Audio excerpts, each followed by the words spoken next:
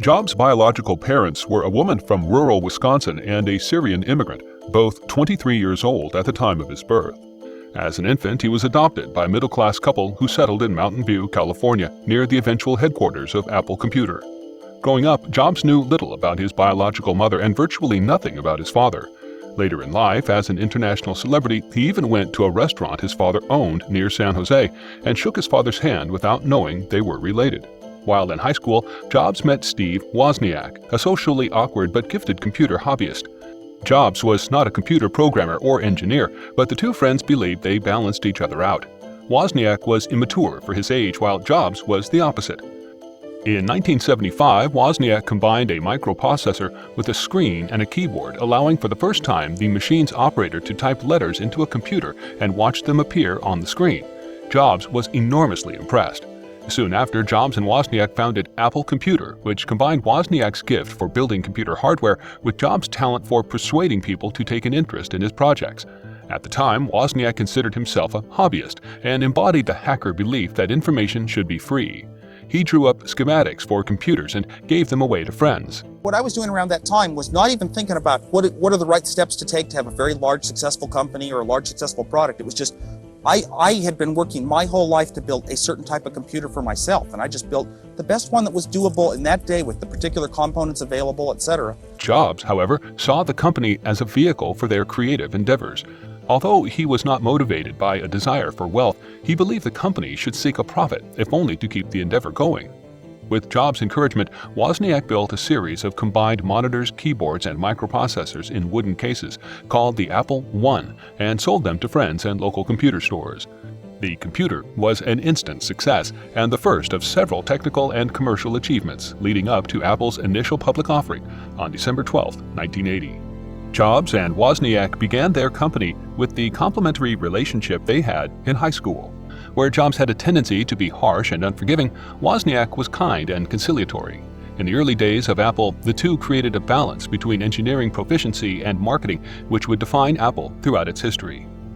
In a 2014 interview with the Charlotte Business Journal, Wozniak said that Jobs' personality changed after they founded Apple, and that he disliked Jobs' personality as a business person. Wozniak said he judged people by how nice they are, and that Jobs was not a nice person after founding Apple. Jobs became especially abusive to his staff after the first Macintosh's tepid commercial release in 1984. A number of Apple's top engineers, Wozniak said, told him they would never work with Jobs again after the experience of working with him on the Macintosh project. Some of my very best friends in Apple, the most creative people in Apple who worked on the Macintosh, almost all of them said they would never ever work for Steve Jobs again. It was that bad. I'm shocked. Jobs was an erratic business leader who was mean and cruel to his staff. He was also a perfectionist who inspired the people under him to achieve things they may not have been able to do in any other circumstance. And he was always pushing me as an engineer. Could you possibly add this someday? Could you possibly add that someday? Yes, I could, thinking, no, it's way off, but eventually we all did. In his 2011 book, America's Obsessives, journalist Joshua Kendall argues that Jobs' harsh personality stemmed from obsessive-compulsive personality disorder, OCPD. People with OCPD, he writes, are often frustrated by social interactions because they feel the people around them fail to live up to their standards.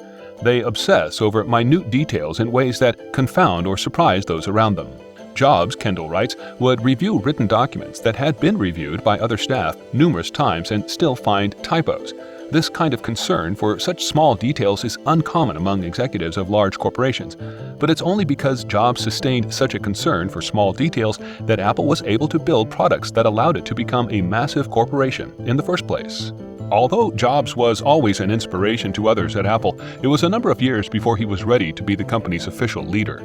He was often abrasive with staff, ignored facts he disliked, and became extremely emotional during meetings. In 1983, at Jobs' urging, Apple hired John Sculley, an executive at PepsiCo, as president of the company. Sculley had no prior experience at a technology company. However, he was an adept marketer, and Jobs had always been a believer in the importance of marketing to bring the work of engineers to the world. In 1984, Apple introduced the Macintosh, the first mass-market computer to use a mouse and a graphical interface.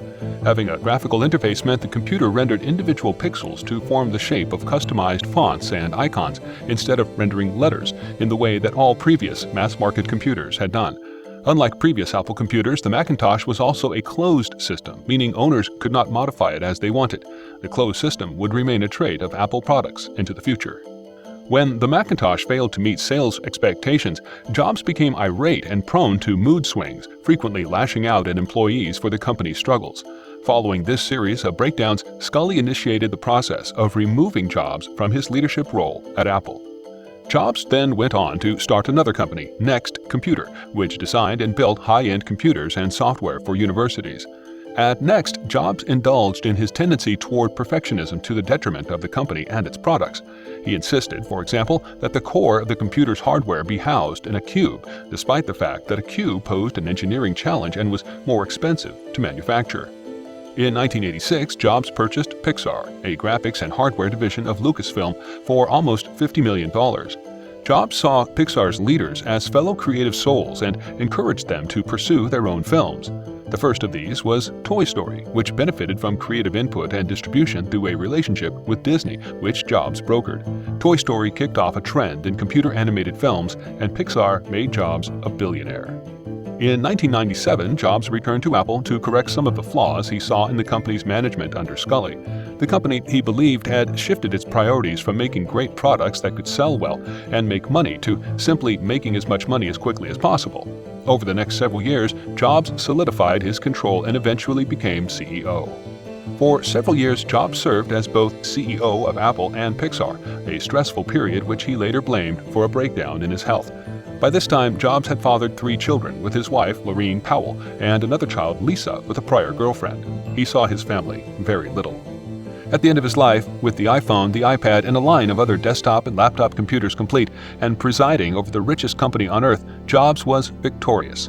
But many people suffered working under Jobs at Apple, to say nothing of the workers in China whose hands assemble the millions of phones that Apple ships around the world every year. Workers at Foxconn, the company which manufactures the iPhone in China, have reported living under enormous stress as they rush to make identical phones under deadline.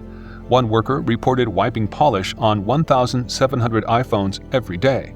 In just 1 year, 2010, Foxconn counted 18 suicides. It might be argued that those deaths are unrelated to Jobs. However, it is just as easy to claim they were direct, if unintended, consequences of his relentless vision.